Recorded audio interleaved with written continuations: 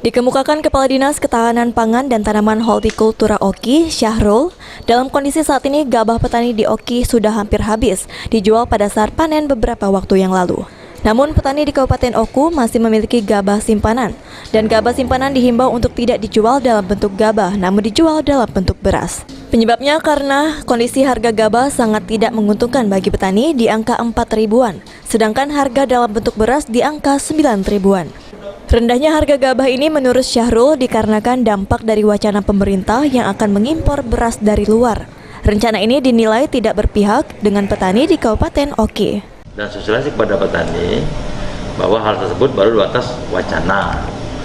Yang kedua, kita harapkan kepada petani untuk tidak menjual gabah.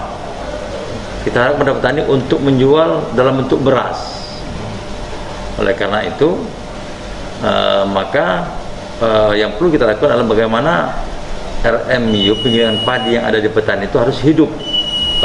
Artinya mereka harus menambah beberapa teknologi untuk kita lakukan modernisasi yang sedikit sederhana. Artinya ada beras pemisah menjadi beras premium.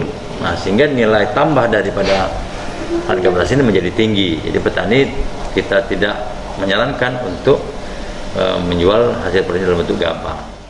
Untuk itu, beberapa upaya dilakukan bagi petani Oki agar memanfaatkan program yang diberikan Dinas Pertanian Oki agar padi harus hidup dengan hasil beras dapat mempunyai daya jual sebagai beras premium.